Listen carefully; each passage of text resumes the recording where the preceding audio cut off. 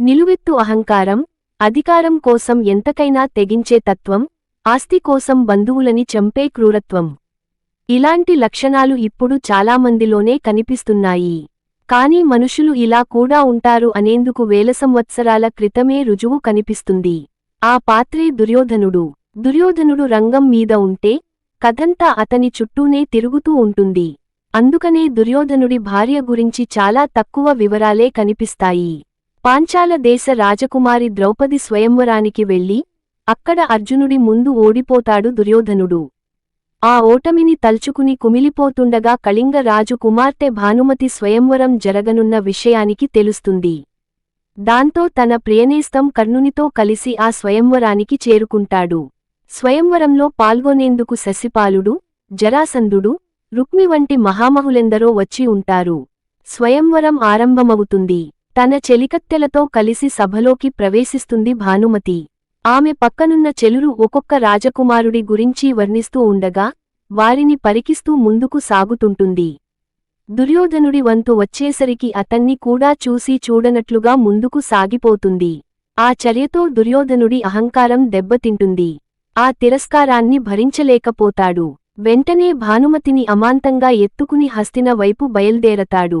దుర్యోధనుడిని అడ్డుకునేందుకు వచ్చిన రాజకుమారులని ఓడించే బాధ్యత కర్ణుడు తీసుకుంటాడు.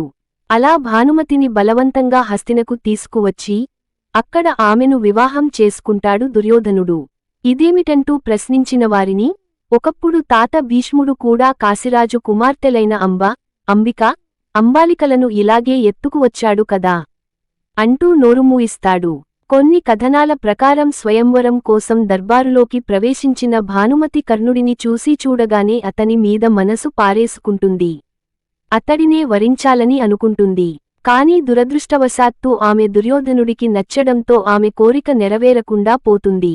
భానుమతి, దుర్యోధనులకు ఇద్దరు సంతానం.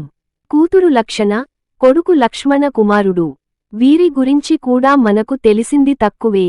కృష్ణుని కుమారుడైన సాంబుడు లక్ష్మణను చేసుకున్నాడన్న విషయానికి మాత్రమే ప్రచారంలో ఉంది. తెలుగునాట మాత్రం లక్ష్మణకుమారుడి గురించి కొన్ని గాథలు ప్రచారంలో ఉన్నాయి.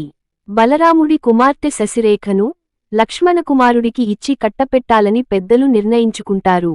కాని ఆ పాటికే శశిరేఖ అర్జునుడి కుమారుడైన అభిమన్యుని ప్రేమిస్తుంది. దాంతో అభిమన్యుడు ఘటోత్కచుని సాయంతో పెద్దలు తలపెట్టిన పెళ్లిన చెడగొట్టి శశిరేఖను వివాహం చేసుకుంటాడు. శశిరేఖ పరిణయం పేరుతో వినిపించే ఈ కథ తెలుగువారికే సొంతం. తర్వాత కురుక్షేత్ర సంగ్రామంలో లక్ష్మణకుమారుడిని అభిమన్యుడు సంహరిస్తాడు.